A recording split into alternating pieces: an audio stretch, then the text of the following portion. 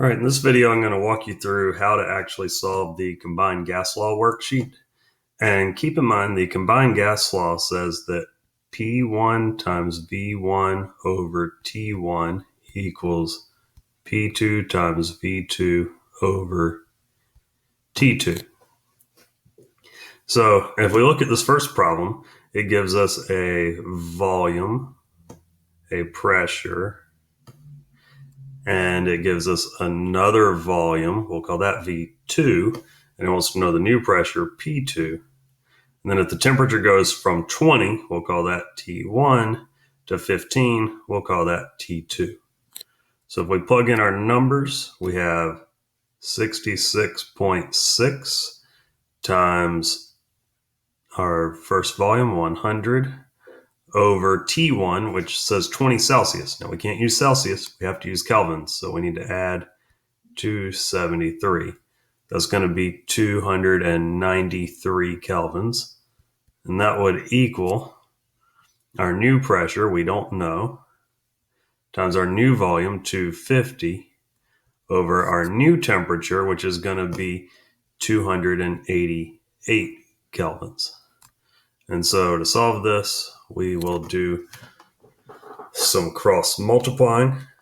And I'm coming up with a new pressure of 26.2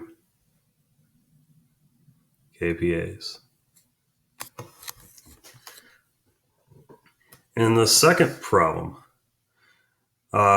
we have a volume, a pressure, a temperature, and we have a new pressure and a new volume, and we're trying to find the new temperature. So we have 98.6 times 1,000 over 25 Celsius is 298 kelvins. And then we have our new pressure, 108.5 times 900 over T2. And so now it's a simple algebra problem. And the new temperature is 295 kelvins. So that temperature looks like it has decreased by like 3 degrees Celsius. In problem number 3, we have a temperature, pressure, volume, and it wants to know what the other volume was at this other temperature and this other pressure. So I have 180 times 800 over, now 80 degrees Celsius is 353 kelvins. And we have our new pressure, 120 times V2 over our new temperature, which is 323 kelvins. So we solve for V2, and I'm getting 1,098 milliliters.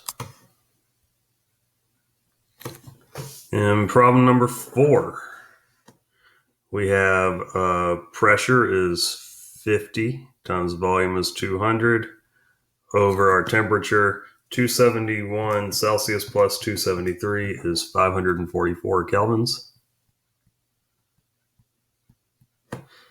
And our new pressure is 100 times our new volume, we don't know. And our new temperature is 259 kelvins. So we've solved for V2, and we get 47.6 milliliters. And number 5, this is giving us a pressure, volume, and temperature, and it wants to know what the volume is at STP. So our initial pressure is 104 kilopascals times 24.6 and 298 kelvins. And then our standard pressure in kilopascals is 101.3. You can find that on page 1 of your reference tables, times V2 And standard temperature is 273 kelvins. So we solve for V2, and we're getting 23.1 liters. And then in part B, similar problem. We have 140 kilopascals times 0.045 liters. And then negative 45 degrees Celsius is 228 kelvins. That equals 101.3 times V2 over 273 kelvins. Our new volume is 0.074 liters. And we'll look at problem number 6. We have a volume, a temperature, and a pressure. Then it wants to know what the volume is at standard temperature and pressure. So this works just like problem 5.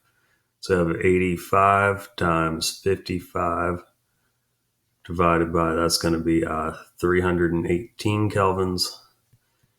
And that equals 101.3 times V2 over 273 kelvins. So we're just solving for volume 2. That's 39.6 milliliters.